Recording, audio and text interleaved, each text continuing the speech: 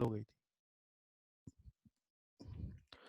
जी, तो मैं जैसे चर्चा कर रहा था कि तीनों जो पर्सनालिटीज हैं, जो व्यक्तित्व हैं, अम्बरीश, शुनाशेप और विश्वामित्र, वो कैसे रजस गुण, सत्व गुण और शुद्ध सत्व को यहाँ पर रिप्रेजेंट करते हैं।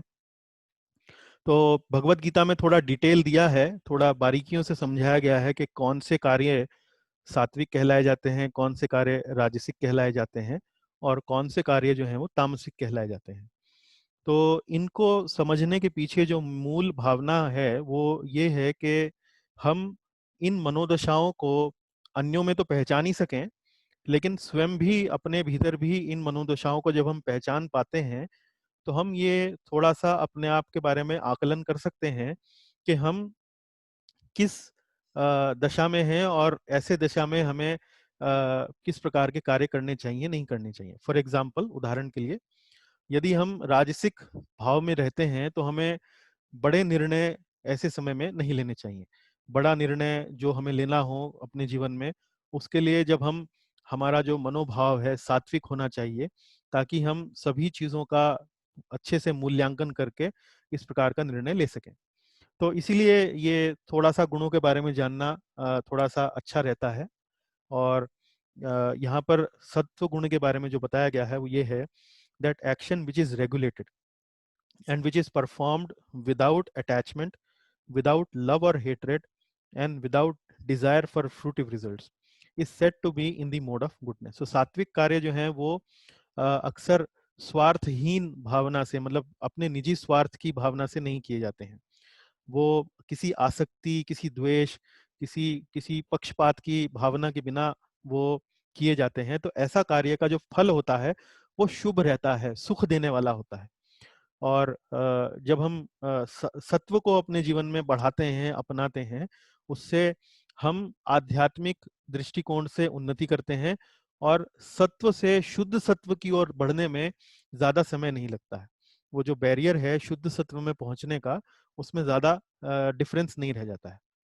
लेकिन जब हम राजसिक भाव से ग्रस्त रहते हैं तो यहाँ पर भगवत गीता में बताया गया है कि the action performed with great effort by one seeking to gratify his desires and enacted from sense of false ego is called action in the mode of passion. तो action perform with great effort, मतलब जिसे आप पिछली कक्षा में हम चर्चा कर रहे थे, अत्याहार, प्रयास, यानी कि ओवर एंडेवर।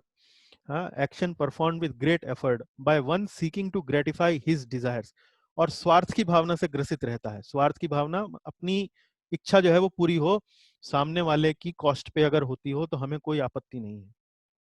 और अहंकार हमारा उसमें यदि रहता है कि भाई हाँ, हमारी थोड़ी सी प्रतिष्ठा जो बढ़े, हमारी मूछ जो है वो ऊंची हो, इस प्रकार के कार्य जो हैं वो राजसिक कार्य कहलाए जाते हैं।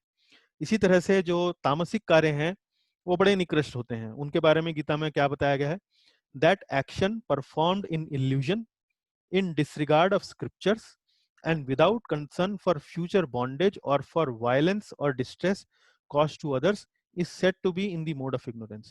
मतलब इस प्रकार की जो मनोभावना से कार्य किया जाता है वो ना तो शास्त्र सम्मत होता है। मेरा इस प्रकार का कार्य करने के बाद फ्यूचर में, भविष्य में मुझे क्या गति मिलेगी, मेरा क्या दशा होगी, कोई इस बात का कोई विचार नहीं रहता है। उसमें वॉयलेंस, हिंसा इन्वॉल्व हो, सामने वाले को दुख देना इन्वॉल्व हो, तो उससे भी किसी को कोई फर्क नहीं पड़ता। ऐसे कार्यों को तामसिक कार्य कहा जाता है। और जैसा कि मैं अभी थोड़ी देर पहले चर्चा कर रहा था, हमें इन गुणों के बारे में जब जानकारी मिलती है तो हम इन्हें आइडेंटिफाई तो कर सकते हैं, लेकिन इन गुणों में तामसिक से राजसिक, राजसिक से सात्विक, या ये कहिए कि हम पूरी तरह से तो राजसिक और तामसिक गुणों को अपने भीतर नहीं निकाल सकते, भीतर से नहीं निकाल सकते, क्योंकि कई मामलों में राजसिक गुण भी हमको चाहिए होते हैं, तामसिक गुण भी चाहिए होते हैं। फॉर एक उदाहरण के लिए, जब हम रात्रि में सोने जाते हैं तो रेस्ट करने के लिए हमें तमस की आवश्यकता रहती है, उस गुण की आवश्यकता रहती है। और जब हम कार्य करते हैं, गतिशील होते हैं, प्रयत्नशील होते हैं, तो हमें राजस गुण भी चाहिए। लेकिन ये जो राजसिक गुण और तामसिक गुण हैं, ये सत्व द्वारा निर्देशित रहने चाहिए, सात्विक भाव से निर्देशित रहने चाहिए। ऐसा ना हो कि तामसिक गुण जो है सत्व पे हावी होने लगे, या राजसिक गुण जो है वो सत्व पे हावी होने लगे। तो इसलिए हमें प्रयास ये करना चाहिए कि जितना संभव हो सके हम अपने जीवन में सत्व को बढ़ाएं। सत्व को जितना हम इंक्रीज कर सकें उतना ही हमारे जीवन के लिए अच्छा है। और ये उदाहरण हमें कहाँ से मिलता है, ये जो सूत्र हमें कहाँ से मिलता है? ये सूत्र हमें मिलता है श्रीमद् भागवतम से, पहले स्कंद के दूसरे अध्याय का 19वां श्लोक। बड़ा प्रसिद्ध श्लोक है। श्लोक इस प्रकार से है, तदा रजस्तमो भावः कामलोभदयश्च ये चेत एतैरनाविद्धं स्थितं सत्त्वा प्रसीदति। अर्थात, as soon as irrevocable loving service is established in the heart, as soon as loving irrevocable service is established in the heart, एक मिनट प्रभु, आप मुझे सुन सकते हैं सब लोग? हाँ, हाँ प्रभु जी सुन सकते हैं और अच्छा, स्क्रीन भी दिख रहा है। अच्छा, स्क्रीन आपको दिख रहा है, मुझे स्क्रीन एकदम से थोड़ा गायब हो गया। एक मिनट रुकिए जरा, मुझे 2 मिनट दीजिए। अ,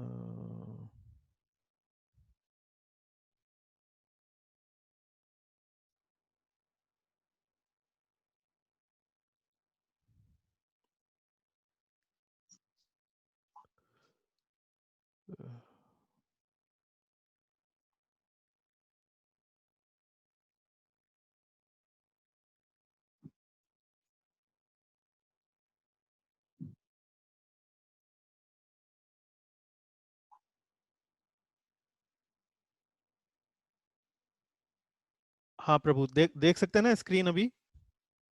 हाँ, हाँ, हमारा तो स्क्रीन दिख रहा है। अच्छा माता जी, हमें मुझे स्क्रीन दिख रहा है। मुझे भी एकदम से पता नहीं है, ये एप्पल का कंप्यूटर मैं आज लेके बैठा हूँ तो दिक्कत ज्यादा हो रही है, माफ कीजिएगा। ठीक है, सॉरी, मैं नो आपको प्रॉब्लम जैसे प्रभु। मैं समझा रहा था आपको कि कैसे हम अपने जीवन में सत्व को बढ़ावा दें तो हम अपने जीवन में सुख बढ़ा सकते हैं। और उसका जो उल्लेख आता है, उसका जो सूत्र है, किस तरह से हम सत्व बढ़ा सकते हैं, उसका जो विवरण आता है वो श्रीमद् भागवतम में हमें देखने को मिलता है। तदा रजस्तमो भाव कामलोभदयश्च ये चेत एतैरनाविद्धं स्थितं सत्व प्रसीदति। जैसे कि पहले पंक्ति में लिखा है, तदा रजस तमो भाव, रजस और तमो भाव, काम लोभ दयश्च ये। काम मीन्स डिजायर्स, लोभ मीन्स ग्रीड। तो रजस और तमस की जो प्रतिनिधित्व करती हैं जो भावनाएं, वो हैं काम और लोभ। चेत ऐतेर अनाविद्धम, चेत ऐतेर अनाविद्धम मतलब ये चेत मतलब हृदय, चेत से या हृदय से ये जो भावनाएं हैं ये हट जाती हैं। और स्थितम सत्वा प्रसीदति मतलब भक्ति करने से, भगवान की कथाओं का श्रवण करने से, भक्ति के माध्यम से आप अपने हृदय से रजस और तमो गुण की जो भावनाएं हैं वो आप निकाल सकते हैं, बाहर फेंक सकते हैं। और जैसे जैसे आपके जीवन में से रजस और तमस घटेगा, वैसे वैसे स्थितम सत्व प्रसीदति, वैसे वैसे आप सत्व में स्थित होंगे और ही बिकम्स कंप्लीटली हैप्पी। और धीरे धीरे आप जीवन में प्रसन्नता आपके जीवन में आने लगेगी भीतर से। मतलब भीतर से प्रसन्नता का मतलब यह है कि आपको भीतर से हल्का लगने लगेगा, आपको भीतर से प्रफुल्लित, पुलकित भावना जो है आपके मन में, इस प्रकार की भावनाएं जो है उत्पन्न होने लगेंगी। तो ये मेनली हम इन स्टोरीज से सीख सकते हैं। यहाँ पर कुछ बातों के बारे में आपको बताना मैं जरूरी समझता हूँ। ये जो शब्द हमने सुना, शुनाशेप, तो ऋचिक मुनि के और कौशिक जी के जो ये पुत्र थे शुनाशेप, इनके जो नाम का जो अर्थ था वो था कुत्ते की पूंछ। शुना मीन्स डॉग, शेप मीन्स पूंछ। तो इस बालक का नाम इसके माता पिता ने शुनाशेप रखा, जिसका अगर हम डायरेक्ट अनुवाद करें, सीधा सीधा अनुवाद क्या निकलता है? कुत्ते की पूंछ। तो सुनने में बड़ा अटपटा लगता है कि कौन से माँ बाप अपने पुत्र का नाम कुत्ते की पूंछ रखेंगे। लेकिन इसके पीछे एक छोटा सा इतिहास है। वो क्या इतिहास है? और उसमें थोड़ा सा शिक्षा का तत्व है, इसलिए हम यहाँ पर चर्चा कर रहे हैं। स्वर्ग में एक कुत्ता है जिसका नाम है देवशुनो। और इस कुत्ते की एक खासियत है। इसकी खासियत ये है कि जब भी इस कुत्ते के सामने यदि आप शास्त्रों का श्रवण करें, शास्त्रों को पढ़ें, और पढ़ते पढ़ते उन शास्त्रों को यदि आप धीरे धीरे आगे बढ़ना शुरू करें, लेकिन आगे बढ़ते वक्त आप पिछली जो बातें आपने पढ़ी उन्हें ठीक से ना समझ पाए, तो ये जो कुत्ता है देवशुनो, ये भौंकना शुरू कर देता है। तो इसका मतलब क्या है कि व्यक्ति को आगे नहीं बढ़ना चाहिए, जब पहले जो बात पढ़ी है वो समझना चाहिए, तब जाके कहीं उसको आगे बढ़ना चाहिए। तो इससे जो जो छोटा सा शिक्षा का जो इंस्पिरेशन का जो एक तत्व है वो ये है कि जब हम शास्त्र पढ़ते हैं तो हमें बड़े ध्यान से उसमें रुचि लेते हुए, रुक कर, समझ कर, आनंद लेते हुए, इस प्रकार से जब हम शास्त्र पढ़ते हैं तो वास्तव में वह हमारे हृदय को परिवर्तन करने की पोटेंशियल जो है उसका बना रहता है। तो ये शास्त्र को पढ़ना हमारे मतलब संस्कृत में उसको स्वाध्याय कहा जाता है, और स्वाध्याय का जीवन में बहुत महत्व है। तो नित्य प्रति शास्त्रों को पढ़ना, शास्त्रों को गंभीरता से पढ़ना, उनमें रुचि लेकर, डूब कर उनको ध्यान से पढ़ना, एक एक शब्द का आकलन करना, उनको समझना, ये वास्तव में शास्त्र को बड़ा ही सुंदर बना देता है पढ़ना, और उससे जो लाभ हमें मिलता है वो बहुत अधिक होता है। एक छोटी सी जानकारी और, जिससे भी एक बात पर हमारा विश्वास जो है वो थोड़ा दृढ़ होता है, वो ये कि शुनाशेप की जो कथा है वो श्रीमद् भागवतम में भी हमको देखने को मिलती है, लेकिन अ, बिल्कुल ऐसे नहीं मिलती जैसे कि हम यहाँ पर पढ़ रहे हैं वाल्मीकि रामायण में। लेकिन शुनाशेप का जो चरित्र है वो श्रीमद् भागवतम में स्कंद 9 में चैप्टर 7 अध्याय 7 और अध्याय 16 में कुछ अतिरिक्त डिटेल्स के साथ आपको वहां पर पढ़ने को मिल सकता है। तो इससे हमें क्या समझ में आता है? इससे समझ में ही आता है कि वाल्मीकि रामायण तो किसने लिखी? वाल्मीकि जी ने। और श्रीमद् भागवतम किसने लिखी? वेद व्यास जी ने। किंतु जो चरित्रों का जो रूपण है, मतलब जो व्याख्या है, वो आपको दोनों शास्त्रों में देखने को मिल सकती है। तो इससे थोड़ा सा हमें अपने शास्त्रों पर विश्वास भी बढ़ता है कि भाई दो अलग अलग विद्वानों ने एक ही चरित्र के बारे में अपने अपने ग्रंथों में जब जिक्र किया है, तो इसका मतलब ये मात्र कहानियां नहीं हैं, किस्से नहीं हैं, ये वास्तविक रूप से इतिहास है।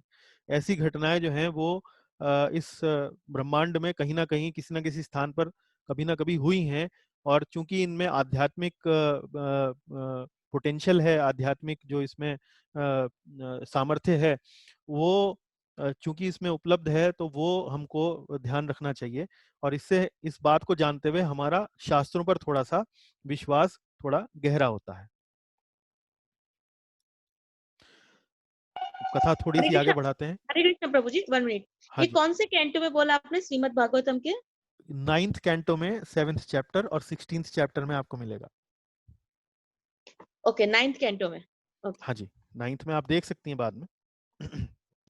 ओके प्रभु। हाँ जी।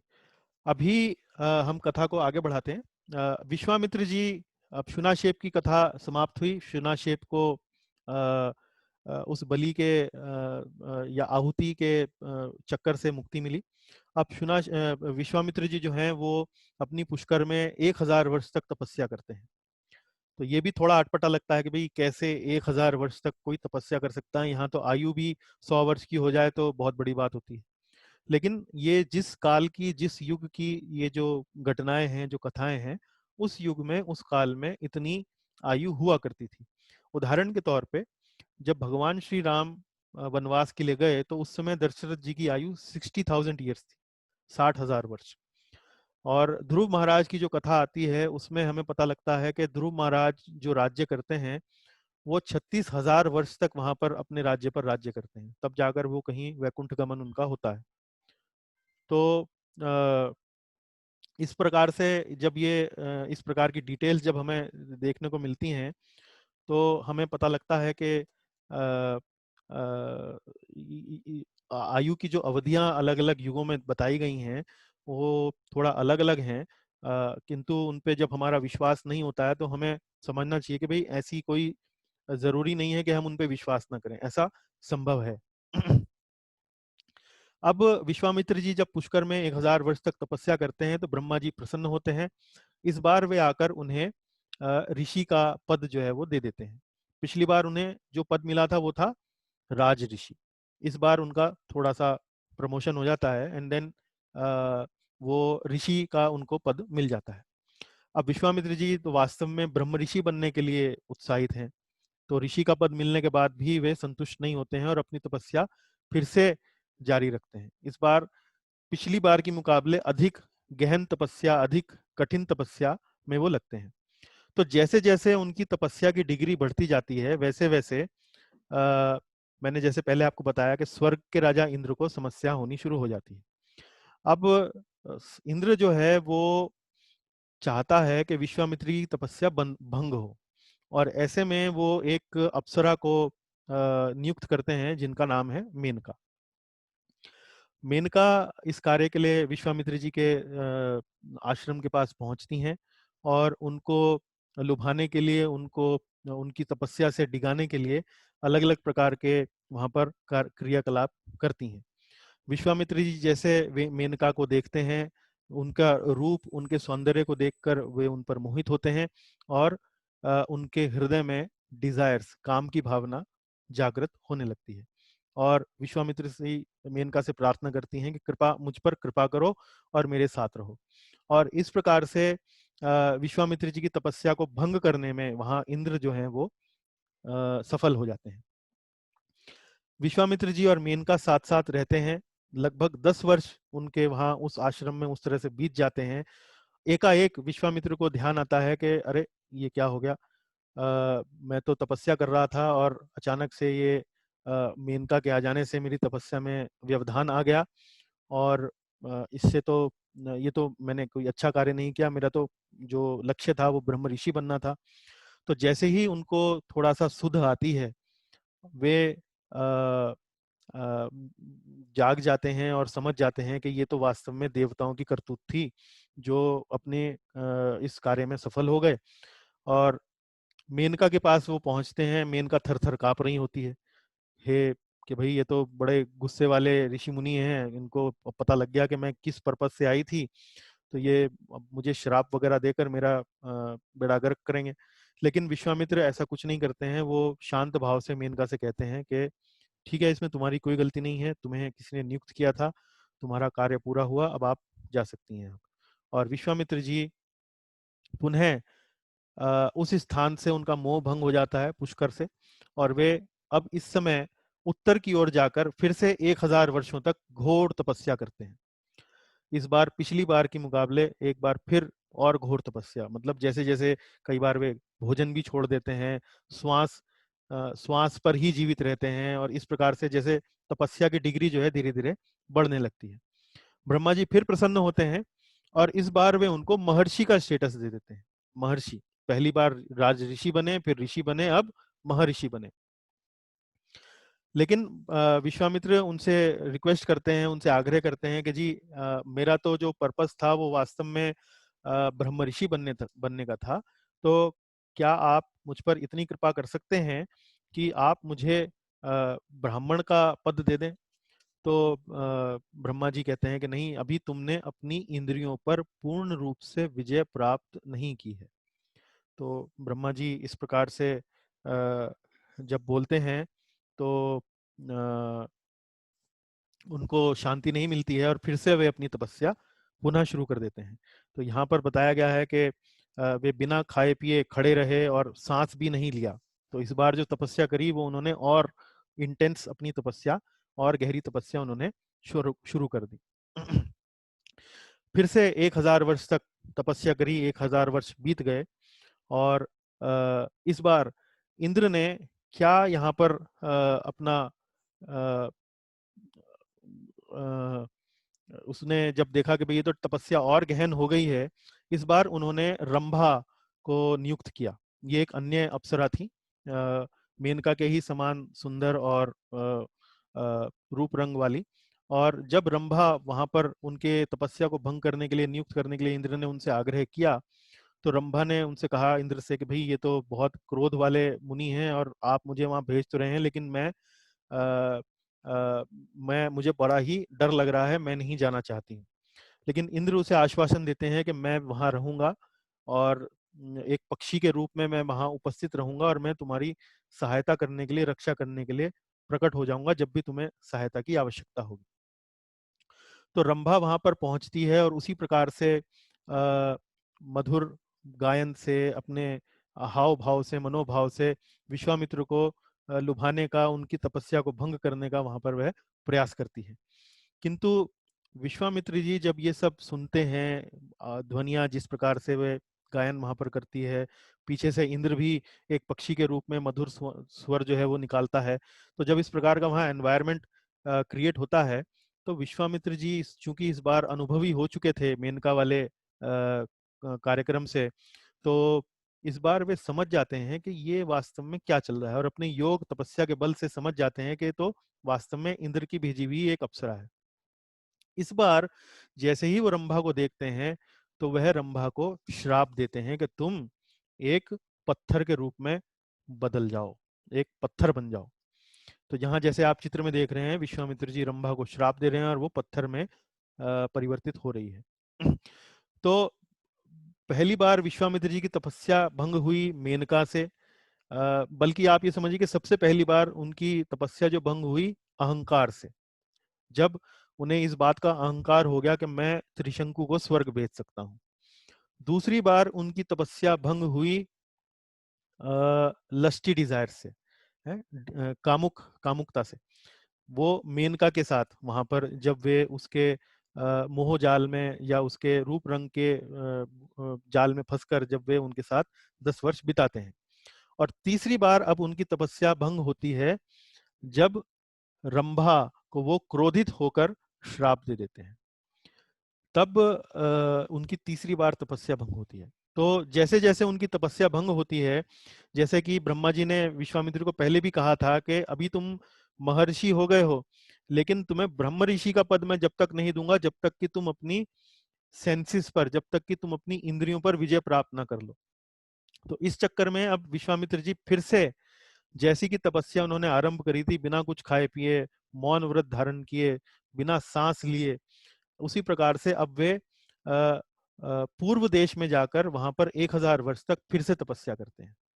तो 1000 वर्ष तक बिना खाए पिए, बिना कुछ बोले, बिना यहाँ तक कि सांस लिए, जब वो इतनी जटिल और कठिन तपस्या वहां करते हैं 1000 वर्ष तक, उसके बाद वो एक एक समय आकर 1000 वर्ष के बाद वे थोड़ा सा एक तरीके से ये कह लीजिए कि ब्रेक लेते हैं ताकि वे अपने लिए थोड़ा कुछ भोजन पानी वहां पर कर सकें और फिर से पुनः तपस्या में लग सकें।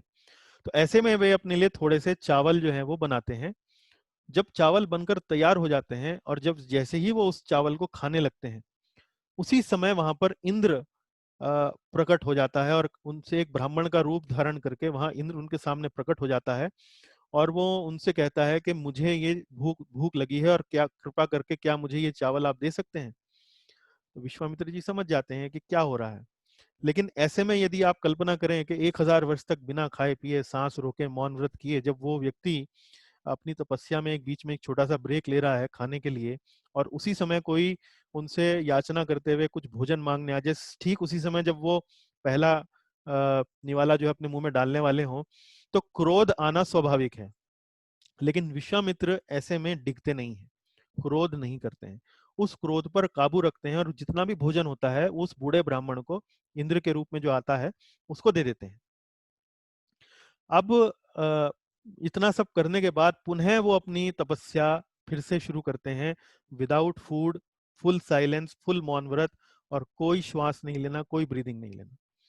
अब वहां पर समस्त लोगों में हाहाकार मचना शुरू हो जाता है, विश्वामित्र जी के सिर से धुआं निकलना शुरू हो जाता है, सारे देवी देवता जो हैं कांपने लगते हैं कि ये विश्वामित्र की तपस्या को ब्रह्मा जी रोकिए, वरना ये प्रलय और प्रचंड जो है वो मतलब प्रलय जो है वो आ जाएगी, कृपा करके कुछ कीजिए। अब ब्रह्मा जी जो जाकर विश्वामित्र पर प्रसन्न होते हैं और अंत तो गत्वा उन्हें ब्रह्म ऋषि का पद दे देते हैं।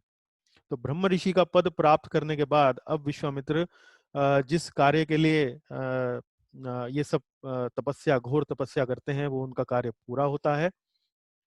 तब वे ब्रह्मा जी से कहते हैं, हाथ जोड़कर विनती करते हैं कि हे प्रभु, यदि ये ब्रह्म ऋषि का पद जो आप मुझे दे रहे हैं वास्तव में मुझे वशिष्ठ के कहने पर मिले और वशिष्ठ आकर यहाँ पर आपकी बात को अनुमोदित करें, सेकंड करें कि ये जो ब्रह्म ऋषि का पद दिया है ये मुझे स्वीकार है, तब मैं वास्तव में समझूंगा कि मेरी तपस्या सफल हुई। तो विश्वामित्र जी के सामने वहां पर फिर वशिष्ठ जी आते हैं और वो उन्हें ब्रह्म ऋषि के रूप में स्वीकार कर लेते हैं। और तब विश्वामित्र सबको आश्चर्य में डाल देते हैं। वो कैसे? जब वशिष्ठ उन्हें ब्रह्म ऋषि का पद दे देते हैं या मान लेते हैं, स्वीकार कर लेते हैं, तब विश्वामित्र जी वशिष्ठ जी के चरणों का पाद सेवन करते हैं, उनको धोते हैं और उनकी पूजा अर्चना करते हैं। इस प्रकार से जो वशिष्ठ के साथ उनकी शत्रुता कई समय पहले, काफी समय पहले जो शुरू हुई थी, अब वो जो शत्रुता है समाप्त हो जाती है और दोनों एक प्रकार से मित्र हो जाते हैं। यहाँ पर और पिछली स्लाइड में दो बुलेट पॉइंट्स जो बॉटम में लिखे हैं वो हमने थोड़ा मिस किए थे, उन पर मैं थोड़ा सा प्रकाश डालना चाहूंगा। तो पहला तो पॉइंट है, जब मेनका विश्वामित्र जी के तपस्या को भंग करने आती है और विश्वामित्र जी उसकी तपस्या में, मतलब उसके मोह जाल में फंसकर अपनी तपस्या खो बैठते हैं, तो यहाँ पर हमें देखना चाहिए, समझना चाहिए कि ये जो काम भावना है, ये आरंभ में तो कोई ना कोई हमको जॉय कह लीजिए, आनंद देने का जो प्रलोभन है वो देती है, लेकिन वास्तव में अंततोगत्वा ये हमें दुख ही देती है। उसके बाद जब वो क्षण पूरा हो जाता है तो हमें एक अनफुलफिलमेंट, एक इनकम्प्लीटनेस की सी फीलिंग हमको महसूस होती है। तो lust promises joy but ends up in sorrow, because lusty desires are in mode of passion, ये राजसिक होती हैं। तो राजसिक भावनाओं से जो ग्रसित जो भाव होते हैं वो इनिशियली तो हमको प्लेजेंट लगते हैं, लेकिन लॉन्ग टर्म में या लंबी दूरी में वे हमें दुखी देते हैं।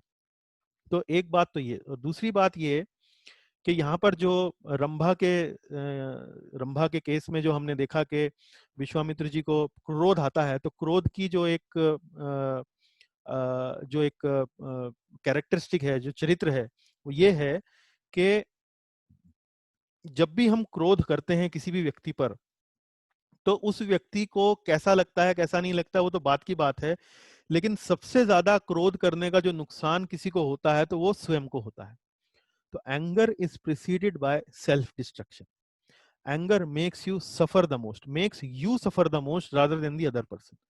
जो सामने वाला है उसको कितना कष्ट हुआ है नहीं हुआ है, लेकिन सबसे ज्यादा यदि कोई किसी को नुकसान होता है क्रोध करने का तो वो हम स्वयं हैं। तो हमें इस प्रकार के कार्यों से बचना चाहिए, इस प्रकार की स्थितियों से बचना चाहिए। और जैसा कि मैंने आपको बताया कि ये अहंकार, काम भावनाएं, लस्टी डिजायर्स और ये जो क्रोध हैं, ये वास्तव में तमोगुण और रजोगुण का प्रतीक है। और इन भावनाओं पर हम विजय कैसे प्राप्त कर सकते हैं? हम इन भावनाओं पर विजय भक्ति के कार्यकलापों को करने से ही प्राप्त कर सकते हैं। तो ये मेनली आज हमारी जो कथा है, जो हमने 6 सेशन की जो कथा, जो सेमिनार हमने किया, अब उसका समझ लीजिए अब धीरे धीरे समापन समारोह की तरह हम बढ़ रहे हैं। तो कथा जो है एक तरीके से यहाँ तक समाप्त हो चुकी है। अब अगली स्लाइड जो है वो अ, विश्वामित्र जी के इस कथा से जो हमने शुरू करी कि जब विश्वामित्र भगवान श्री राम को महाराज दशरथ के दरबार में जाकर जब उनसे मांगते हैं, वहां से लेकर जब हमने यहाँ तक शुरू करी कि जब विश्वामित्र को ब्रह्म ऋषि का पद प्राप्त हो गया है, तो अब मैं इस सेमिनार के अंतिम चरण में आप सभी परिवार के सदस्यों से यह आग्रह करूंगा कि आप अपने अपने मत जो है वो व्यक्त करें कि आपको इन कथाओं में या विश्वामित्र के जीवन में आपको क्या दिखाई देता है। तो जब आपके मत सामने आ जाएंगे उसके बाद फिर एक स्लाइड जो मैंने अपनी तरफ से जो मूल्यांकन किया है इस पूरी कथा का, वो मैं आपके साथ फिर शेयर करूंगा। लेकिन इस समय कुछ 5-10 मिनट हम चाहते हैं कि पूरी कथा जो हमने 6 सेशन की करी, उसमें विश्वामित्र के इस जीवन में आप क्या देख पा रहे हैं? क्या आपको आ, कुछ समानता नजर आती है? कुछ आपको लगता है कि ये कथा ऐसी है वैसी है? तो वो थोड़ा सा एक चर्चा जो है वो करने का मैं प्रयास करना चाहता हूँ यहाँ पे। तो अभी आप सबसे आग्रह है कि जो जो व्यक्ति चाहता है कि भाई वो अपना मत व्यक्त प्रकट करे, वो स्क्रीन पर अपना हाथ उठा सकता है और मे बी अनम्यूट करके अपना मत व्यक्त कर सकता है।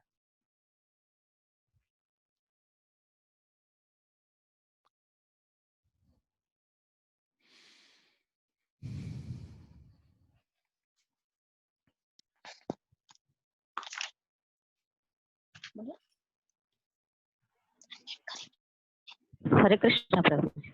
हरे कृष्णा, आपका नाम? हिना पारेख सर। अच्छा, हिना माता जी, बताइए माता जी, आपको क्या लगता है, आप जी लोग कथा आपने लगभग सभी सेशन सुने या कुछ एक आध सेशन रह गया आपका, या नहीं, सारे सेशन सुने हैं प्रभु जी। जी जी, मतलब जो जब से दशरथ महाराज के सामने बैठे थे ऋषि और वो उनकी अम, शादी के लिए सोच रहे थे, जी तब से लेके सारे अटेंड किए हैं मैंने। जी तो मतलब मेरा एक तो है, सिर्फ ये बोलना चाहती हूँ कि जो भी पॉइंट हमने डिस्कस किए हैं हम्म वो बिल्कुल भी हमारी जो निजी जिंदगी है उसमें समझने योग्य है, बिल्कुल हम्म भी समझने योग्य है। हम्म सारे सारे पॉइंट हमें अपने में बिल्कुल ही उतारने चाहिए। मेन जी जो अभी हमने लास्ट आज के सेशन में सुना है कि जो हमारे 3 गुणों के बारे में हमने सुना, जी तो वो भी बिल्कुल परफेक्ट है। तो हमें हमारे जीवन में वो 3 गुणों का जो भी मतलब बैलेंस है, वो हाँ एक जी सीखना बहुत बहुत जरूरी है।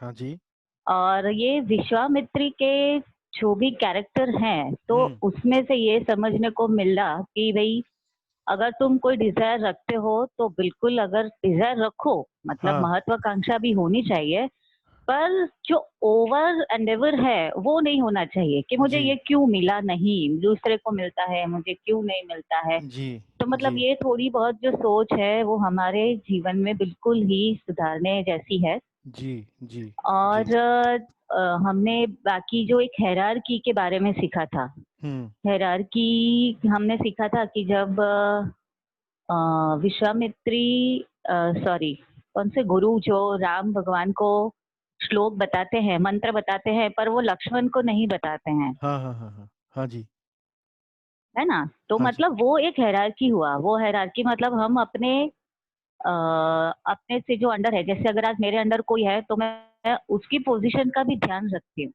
हाँ बराबर कि वो है, उसको मैंने बताया, लेकिन उसके अंडर जो उससे भी अंडर काम करता है उसको मैंने नहीं बताया। क्यों नहीं जी बताया? तो भी मैंने उसका मान रखा है। जी तो मतलब ये बहुत जरूर ये हायरार्की सीखना है कि अगर हमारे साथ कोई काम करता है, हमारे ऑफिस में या घर में कहीं भी, तो हमारे अंडर भले काम करता हो, लेकिन उसका भी जो प्रेस्टीज है, जी उसकी भी जो महत्व, उसका उसको उसका ही महत्व उसको देना चाहिए। जी ऐसा जी नहीं कि वो उसके अंडर है तो उसका भी मैंने सब कुछ ले लिया। तो बराबर मतलब बराबर ये भी एक हायरार्की सीखने जैसा है। जी तो जी दूसरा अपना क्रोध, मतलब अपना जो गुस्सा है उस पे काबू बिल्कुल भी करना चाहिए। जी जी, जी तो आई थिंक मैं इतना बोलना चाहूंगी। नहीं, अच्छे और पॉइंट्स रखे साथ आपने। में सिर्फ एक, हाँ जी जी जी, और एक सिर्फ मेरा ये जानना था कि ये जो रंभा का केस था, तो रंभा को उन्होंने स्टोन बना दिया, श्राप दे दिया, हम्म तो उसके बाद रंभा का क्या हुआ, ये जानना था बस। रंभा को यहाँ पर जो रामायण में लिखा है उनमें लिखा है कि रंभा को जब वो शापित करते हैं तो वे कहते हैं कि हे रंभा, शाप का समय पूरा हो जाने के बाद एक महान तेजस्वी और तपोबल संपन्न ब्राह्मण, जिन्हें आप ब्रह्मा जी के पुत्र वशिष्ठ के रूप में जानती हैं, मेरे क्रोध से कलुषित तेरा उद्धार करेंगे। तो यहाँ पर जो इंडिकेशन है वो ये है कि फ्यूचर में वशिष्ठ मुनि रंभा को इस श्राप से मुक्त करते हैं। तो ऐसा लगता है, मुझे एग्जैक्टली मालूम नहीं है कि ये कब होता है, कहाँ होता है, मुझे ढूंढना पड़ेगा, पर रामायण में ये मेंशन किया गया है। तो जैसा कि उन्होंने बोला है, तो कहीं ना किसी कथा में ये डिस्कशन आएगा कि भाई वशिष्ठ जी गए और कुछ रंभा के साथ जो स्टोन बनी हुई थी उसको उन्होंने श्राप से मुक्त किया। जी ओके ओके, ठीक है Prabhu ji, thank you so much sir. धन्यवाद माता जी। अन्य कोई विचार?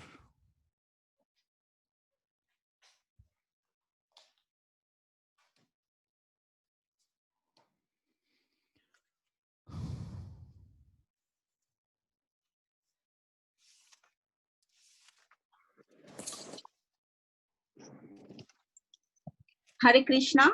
हरे कृष्णा माता जी, आप कौन? मैं राधा माता जी। अच्छा, राधा माता जी, बताइए माता जी। हाँ, बहुत ही सुंदर रहा आपका रामायण का ये प्रसंग। जी माता तो जी, धन्यवाद। इसमें से पता चलता है कि उस टाइम तो आयुष्य बहुत लंबे होते हैं, जी जैसे 10,000 वर्ष वगैरह लंबे लंबे जीवन होते हैं। जी लेकिन और उनको उनके पास चांस था कि वो तमस में से रजस गुण में आए, रजस में से सात्विक गुण में आए, उनके जी। पास टाइम था, समय था। यहाँ कलयुग में हमारा आयुष्य ऐसा नहीं है, बहुत कम है। जी तो जैसे जब जागो तब सुबह, नींद से जी जब, वैसे जी हमें अपनाना चाहिए। और इस क्षण से मतलब हमें अपना जीवन सुधारना चाहिए और जीवन में सात्विक गुण लाना चाहिए। सात्विक में से शुद्ध सात्विक तक जाने की पूरी कोशिश करनी चाहिए, जी जी वो जानने को मिलता है। जी, धन्यवाद। बड़ा अच्छा आपने पॉइंट रखा, बहुत अच्छी। विश्वामित्र जी को देखकर क्या लगता है?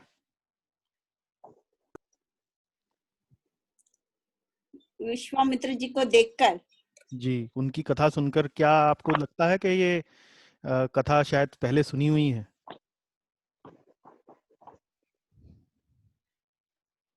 कथा मतलब वो उनका जो शुरू में भाव था, पहले वो ऋषि के पास जाते हैं और वो उनको लगता है कि ये क्या मेरी स्वागता करते हैं, कर पाएंगे कि नहीं। लेकिन जब वशिष्ठ ऋषि उनकी स्वागता करता है तो उनके मन में लालच उठता है और वो गाय को छीन लेना चाहते हैं। जी जी जी तो इट्स नॉट राइट कि आपके राज्य में ही जो ऋषि है जी उसके पास से आप छीन लो, मतलब प्रजा का ही धन लूट लेना, वो चोर जैसी प्रवृत्ति हुई। जी हाँ, जी हाँ। मतलब क्या इस वो प्रकार प्रजा की, ही हुई, ऋषि मतलब राजा है। क्या कभी कभी हाँ जी, इस प्रकार की मनोभाव हमारे मन में भी आते हैं कि जब हम किसी ऐसे व्यक्ति को देखते हैं जो बड़ा दीन छोटा होता सा। है, उसको देखकर तो लगता है कि हम इस पे कृपा करें, लेकिन जब हम अपने हाँ, बराबर में देखते हैं कि कोई हमसे, हमारे बराबर का व्यक्ति जो है वो हमसे आगे निकल गया, तो हमारे मन में भी कुछ ईर्ष्या की भावना कभी कभी उत्पन्न होती है।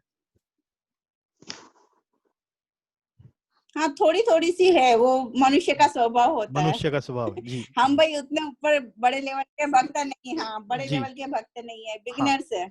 हाँ जी। तो हाँ, मतलब मैं भी उस श्रेणी में हूँ। मैं ये नहीं कह रहा हूँ कि आप ही या सुनने वाले ही हैं, तो हाँ मैं कोई अलग हाँ नहीं हूँ। मेरा मेरा कहने का भाव ये है कि हाँ। कथा से, ये जैसे कि मैंने आपको एक एक कथा में, या मतलब एक वन ऑफ दी क्लासेस, मैंने आपको ये बताया था कि भाई स्क्रिप्चर जो है मिरर का काम करते हैं, एक दर्पण का काम हाँ, करते हैं, दर्पण दिखाता है वो। है ना। तो हाँ हमको जब ये कथा सुनते हैं तो हमको कई बार ऐसा महसूस होता है कि भाई ये तो शायद हमारा ही रिफ्लेक्शन कहीं नजर आ रहा है, हमारा ही व्यवहार, हमारी ही मनोदशा कहीं ना कहीं दिखाई दे रही है। हाँ, सही बात है। हाँ जी। हाँ, सही बात है। अच्छा, अब एक लास्ट लेते हैं, सही बात। उसके बाद फिर अपनी स्लाइड पूरी करके कक्षा को विराम देते हैं।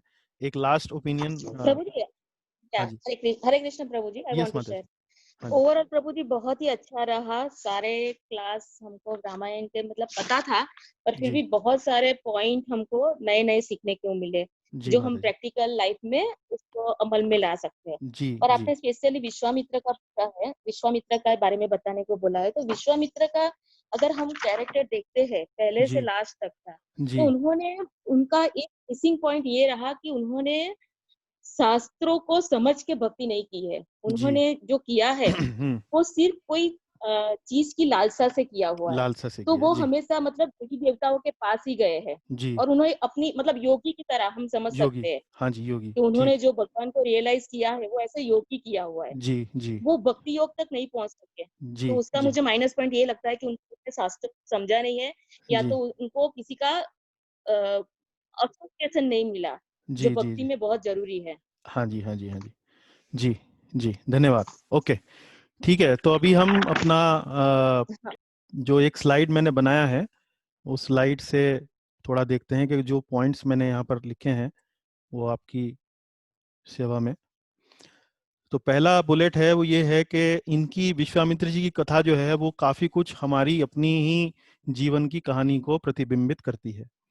कि जैसे हम भी कई बार किसी दूसरे व्यक्ति को देखकर जो हमारे जैसा है, एक चूहा दौड़ में लगे हुए हैं, एक रैट रेस में लगे हुए हैं कि आज हमारे पास इतना है तो कल इतना हो, कल इतना है तो परसों इतना हो। तो विश्वामित्र को जब उसने वशिष्ठ के पास वो गाय देखी, और उस गाय को देखकर जब उसको लगने लगा कि भाई ये तो मतलब वो एक तरीके से पावर हंग्री था, राजसिक स्वभाव में स्थित था, और सत्ता को पाने के लिए या पावर को पाने के लिए वो ललायत था। तो बिना कुछ सोचे समझे उसने अपने जीवन में इतना बड़ा निर्णय ले लिया कि भाई अपना पूरा राज्य सौंप कर वह ब्रह्म ऋषि को पद को प्राप्त करने के लिए, तपस्या इत्यादि करने के लिए वन चला गया। तो हम भी उसी तरह से जब एक माइलस्टोन अपने जीवन में अचीव कर लेते हैं, मान लीजिए कोई भी धन संपत्ति से लेकर, तो अब हमारा माइलस्टोन अगला खड़ा हो जाता है, फिर अगला खड़ा हो जाता है। तो इस तरह से हम मात्र अपने जीवन में पैसे के प्रति, सम्मान के प्रति, यश के प्रति एक तरीके से मतवाले से रहते हैं, बावले से दौड़ते रहते हैं, भागते रहते हैं, और इतने में जीवन जो है वो कट जाता है, समाप्त हो जाता है। भगवान के प्रति, आध्यात्मिक विषयों के प्रति और अपनी चेतना को ऊपर उठाने के प्रति जो हमारा जो समय है वो धीरे धीरे घटने लगता है। तो ये एक पहली बुलेट है। तीसरा जो हमने देखा कि विश्वामित्र जी के यहाँ 3 शत्रु थे मुख्य, और 3 शत्रु क्या देखे हमने? प्राइड, लस्ट और एंगर। प्राइड हमने कहाँ देखा? त्रिशंकु की कथा में देखा कि जहां उन्हें अभिमान हो जाता है कि मैं वशिष्ठ ने मना किया तो कोई बात नहीं, मैं इसको ऊपर वहां स्वर्ग तक भेजकर दिखाऊंगा, और चूंकि मैंने अब कह दिया है तुम्हें तो अब स्वर्ग जाना ही पड़ेगा। यहाँ ये नहीं कि भाई अब त्रिशंकु को कष्ट हो रहा है और वो इस तरह से ऊपर नीचे, स्वर्ग से नीचे आ रहा है, नीचे से ऊपर जा रहा है, उसकी भलाई, उसका वेलफेयर उनके माइंड में नहीं था। उनके माइंड में सिर्फ ये था कि मेरी जो मूंछ ऊंची होनी है वो ऊंची होनी चाहिए, और इस तरह से वो प्राइड जो है एक तरीके से वहां पर देखने को मिलता है, अहंकार। इस प्रकार से हम भी अपने जीवन में कई बार अहंकार वश कई कार्य करते हैं जिसमें हम अपने स्थान को छोड़ना नहीं चाहते हैं, अपनी पोजीशन नहीं छोड़ना चाहते हैं, भले ही हम भीतर से ये समझते हों कि वास्तव में ये हम सिर्फ अहंकार वश कर रहे हैं। इसी तरह से लस्ट। अब लस्ट जो है वो अनेक रूप ले सकती है। जो उसका तीव्रतम रूप है वो है काम भावना, लेकिन लस्ट के अनेक प्रकार हो सकते हैं। वो धन के लिए भी हो सकता है, वो सम्मान के लिए भी हो सकता है, किसी भी कार्य के लिए हो सकता है। तो मेनका के केस में हमने देखा कि भाई एक आकर्षण जो उनके मन में था, जिसकी वजह से वो अपनी तपस्या से डिग गए। तो इसी प्रकार हम भी अपने जीवन में इस प्रकार के प्रलोभनों में फंस जाते हैं कई बार। और आध्यात्मिक जीवन में जो जो जो मूल्य बताए गए हैं उनसे हम मुड़ते हैं। जैसे ही हम आध्यात्मिक अपने जीवन को छोड़ना शुरू कर देते हैं, धीरे धीरे कम करना शुरू कर देते हैं, हम देखते हैं कि ये प्रवृत्तियां जो हैं वो धीरे धीरे बढ़ना शुरू हो जाती हैं। और तीसरा हमने देखा एंगर, क्रोध, जो कि रंभा के साथ था। तो ये जो 3 मेन एनिमीज हैं, हमने फिर बीच में देखा कि कैसे हम इन्हें दूर कर सकते हैं। मात्र अपने जीवन में हमें नियमित रूप से सत्संग को, एक तरीके से जैसे हम सुबह उठकर टूथब्रश करते हैं, कभी नहीं छोड़ते हैं, या खाना खाना हम कभी नहीं भूलते हैं, इसी तरह से हमें सत्संग को, आध्यात्मिक जीवन में इन पुस्तकों को, भगवत गीता हो गई, श्रीमद् भागवतम हो गई, रामायण हो गई, इन पुस्तकों को नियमित रूप से हमें अपने जीवन में अपनाना चाहिए। इससे हम इन तीनों शत्रुओं को, प्राइड, लस्ट और एंगर, इनसे अपने आप को दूर रखेंगे। जितना हो सके उतना बचा पाएंगे। पूरी तरह से तो बचा पाना संभव नहीं है, लेकिन जितना कम से कम हो सकेगा उतना हम कम से कम कर पाएंगे। जो कि तीसरी बुलेट मैंने यहाँ लिखी कि ये सारी जो चीजें हैं, ये सारे जो विकार हैं, हम योगा प्रोसेस से कम कर सकते हैं। अब ये जो योगा प्रोसेस है ये एक जनरल टर्म है। ये योग प्रोसेस जो है वो अष्टांग योग भी हो सकता है, भक्ति योग भी हो सकता है, कर्म योग भी हो सकता है। लेकिन कोई भी योग प्रतिक्रिया या योग प्रक्रिया यदि हम अपनाते हैं अपने जीवन में, उसके लिए हमें दृढ़ संकल्प की आवश्यकता रहती है। आप चाहे भक्ति योग को ही ले लें, हाँ, लेकिन आपको उसमें भी दृढ़ संकल्प की आवश्यकता रहती है कि अपने आप को नियमित रूप से जो भगवान के नाम लेने हैं उनका जप करना है। आपको मात्र शाकाहारी भोजन, वो भी भगवान को अर्पित करके, वो आपको प्राप्त करना है। आपको किसी प्रकार का मांसाहार नहीं करना है, आपको किसी प्रकार का मदिरापान सेवन, सिगरेट, धूम्रपान, यहाँ तक कि आप ये समझिए कि चाय कॉफी तक को भी आपको अपने जीवन से तिरस्कार देना है। और फिर परिस्त्री पुरुष संबंध और इस प्रकार के जो कार्यकलाप होते हैं उनमें हमें रुचि नहीं लेनी है। तो इस तरह से इन सब कार्यों को करने के लिए भक्ति योग में भी ये तो डोंट्स हो गए, और साथ ही साथ हमें क्या अपनाना है कि हमें अपने नाम जप पूरा करने हैं, हमें पुस्तकों का अध्ययन पूरा करना है। तो ये भी एक डिटर्मिनेशन का कार्य है, और ये कार्य करते करते हम कई बार असफल भी होते हैं। लेकिन हमें ध्यान रखना चाहिए कि असफलता यदि हमें एक बार होती है तो हमें पुनः एक बार फिर खड़े होकर इन पर अपना कार्य पुनः शुरू कर देना चाहिए। और चौथा पांचवा जो पॉइंट हमने यहाँ पर लिखा है वो ये है कि हम विश्वामित्र जी की कथा से ये देख सकते हैं कि अष्टांग योग या योग साधना जो विश्वामित्र जी ने अपने जीवन में अपनी ब्रह्म ऋषि पद को प्राप्त करने के लिए जो उन्होंने मार्ग लिया था, वो कितना जटिल मार्ग है, कितनी कठोर और घोर तपस्या उनको करनी पड़ती है। तो लेकिन अष्टांग योग करने के बावजूद भी जब उन्हें अपने जीवन में पूर्ण रूप से सफलता प्राप्त करनी थी, तब उन्होंने अपने जीवन में, जब उन्हें धीरे धीरे पता लगा कि भाई ये वशिष्ठ मुनि जो हैं वो महाराज दशरथ के राज्य में जाकर उन्होंने जो राजगुरु का जो पद प्राप्त किया है, उसके पीछे मूल कारण क्या है। तो उन्हें पता लगता है कि भगवान श्री राम विष्णु जो हैं वो अब अवतार लेकर वहां पर पहुंचने वाले हैं। तब वे जाकर वहां पर महाराज दशरथ के दरबार में जाकर भगवान श्री राम को मांगते हैं और मार्ग में उनकी सेवा करते हैं। तब जाकर वहां पर उनकी एक तरीके से भक्ति आरंभ होती है। जैसे कि हमने एक प्रसंग सुनाया कि कब विश्वामित्र जो हैं जब भगवान श्री राम को सोते हुए देखते हैं और उनकी मुखमंडल की जो सुंदरता होती है, उसका जो सौंदर्य होता है, उससे वो रोमांचित हो उठते हैं और प्रार्थनाएं करते रहते हैं।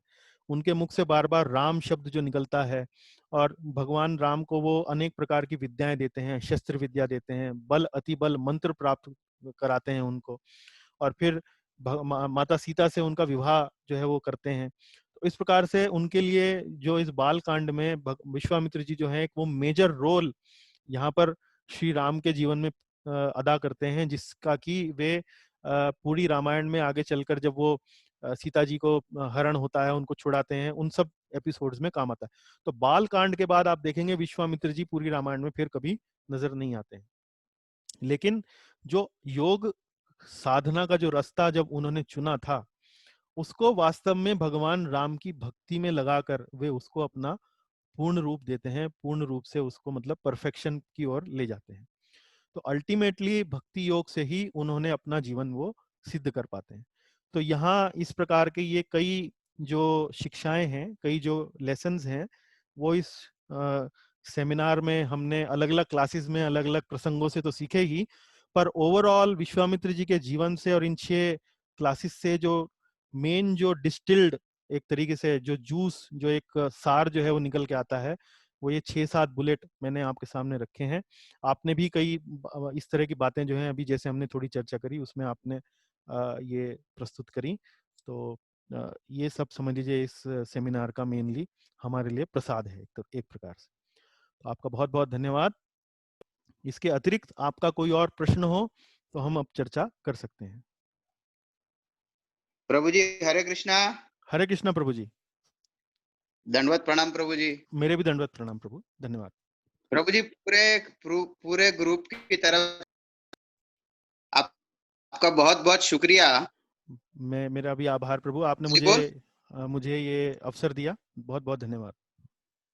हाँ जी, मैं नहीं करी प्रभु जी। हरि बोल, सुनाई दे रहा? हरि बोल प्रभु जी, सुनाई दे रहा है।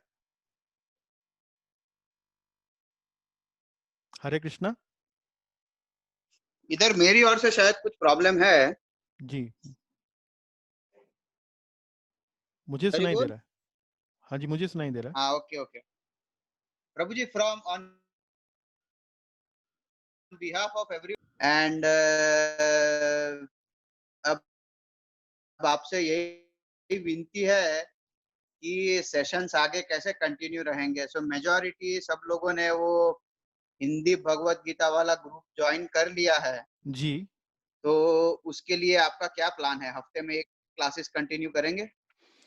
प्रभु जी, एक क्लास करने का ही मन है, क्योंकि जिस तरीके से हम वो कर रहे हैं स्लाइड्स वगैरह रखकर और डिटेल में हर चीज़ को जाकर, तो एक ही क्लास समझ लीजिए सप्ताह में संभव हो पाएगी। तो वो बृहस्पतिवार को शाम ओके, को 5 से 6, 6:15 कई बार हो सकते हैं, पर वो ही हमारा प्लान जो है वो रेगुलर बेसिस पर आगे रहेगा। शनिवार को इंग्लिश में करते हैं। तो मेनली दो क्लासेस हैं। एक इंग्लिश का शनिवार को है, वो 5:30 से शुरू होती है, और बृहस्पतिवार को हिंदी में है, वो 5 बजे शाम को शुरू होती है।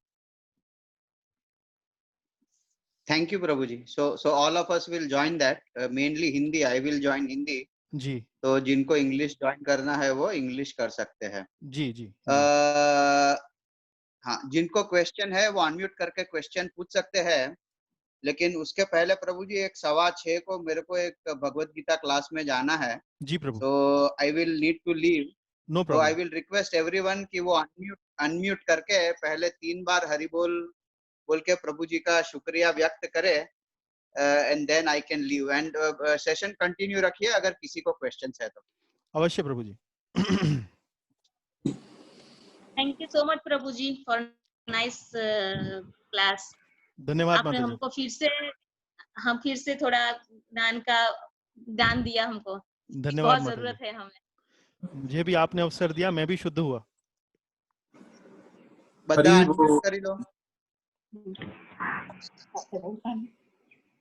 ओके, हरी हरि बोल, बोल, हरि बोल, हरि हरि बोल, बोल, हरि बोल, हरि बोल, हरि बोल। हरि बोल। धन्यवाद हिज प्रभु। गेस्ट केशव गोपाल दास की हरे जय। कृष्णा, हरे कृष्णा। हरे कृष्णा, दंडवत प्रणाम प्रभु जी। हरे धन्यवाद प्रणाम प्रभु। हरे कृष्ण अनुराग प्रभु। हरे कृष्णा प्रभु जी। मैं हेतल बोल रहा हूँ, जी प्रभु। और आपकी कथा सुन के काफी ज्ञान मिला।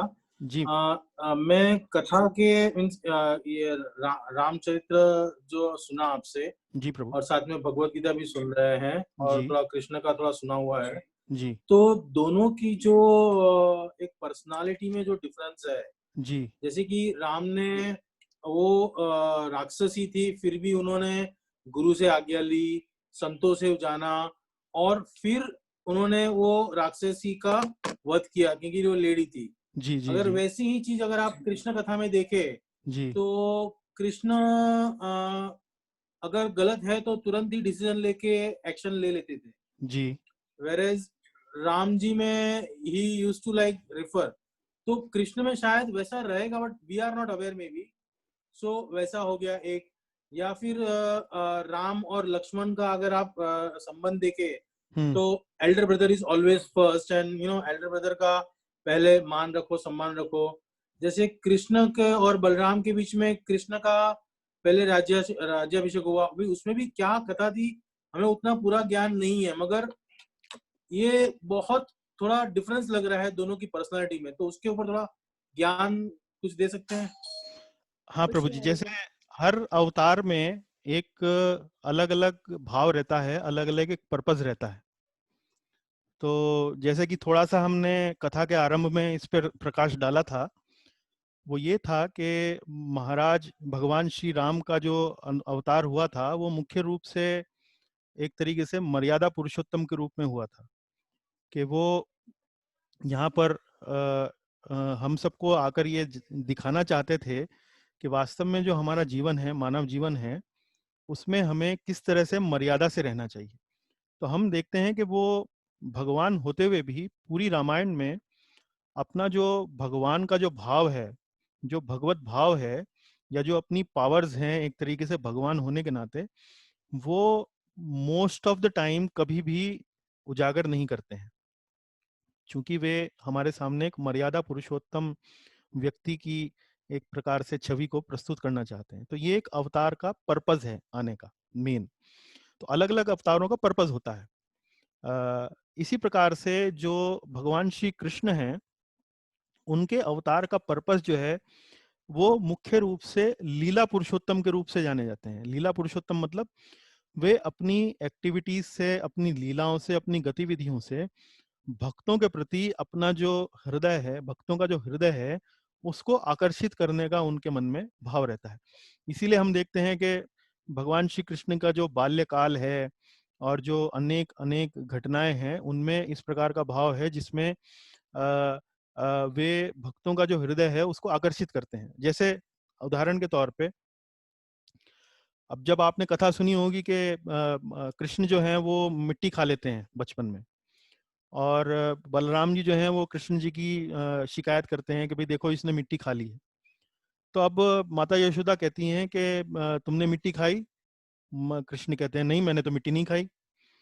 तो ये जो बलराम है ये मेरे बारे में स्टोरीज बना रहा है, मतलब मेरे बारे में कहानियां बोल रहा है। तो वास्तव में यहाँ देखते हैं कि भगवान झूठ बोल रहे हैं एक तरीके से, अगर आप वैसे देखें तो। लेकिन जो इस कथा में जो भाव आता है, जो स्वीटनेस जो निकल के आती है, जो मधुरता जो निकल के आती है, वो भक्तों को आकर्षित करती है, उनके हृदय को हर लेती है कि देखो धर्म की पाठ को पढ़ाने के लिए यहाँ तो एक तो भगवत गीता को उन्होंने पढ़ाया, समझाया अर्जुन को जो पूछ रहा था कि मेरा धर्म क्या है, उसको पूरा धर्म सिखाया। लेकिन यहाँ लीलाओं में वो क्या है कि वो माता से एक बड़ी छोटी सी बात भी छुपा रहे हैं कि मैंने मिट्टी नहीं खाई, मेरा जो भाई है मेरे बारे में कहानी बता रहा है। तो वहां पर स्वीटनेस को इंक्रीज करने का जो पर्पज है वो प्रधान है, और भगवान श्री राम की कथा में जो मर्यादा को जो एस्टेब्लिश करने का जो पर्पज है वो प्रधान है। इसलिए दोनों के व्यक्तित्व में, ये चरित्र में ये डिफरेंस आपको देखने को मिलता है।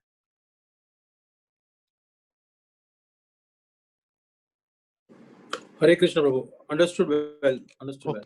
ओके प्रभु जी।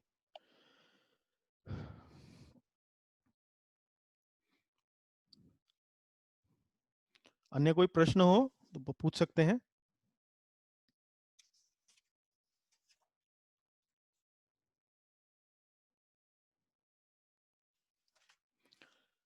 चलिए, अगर कोई प्रश्न नहीं है तो फिर मैं आप सबसे आगे लेता हूं, और हमारा जो साथ है वो भगवत गीता की कक्षाओं में बना रहेगा। अ, तो आप भगवत गीता की कक्षाओं में आते रहें। हिंदी की बृहस्पतिवार को 5 से 6, और अंग्रेजी की शनिवार को 5:30 से 7 बजे तक।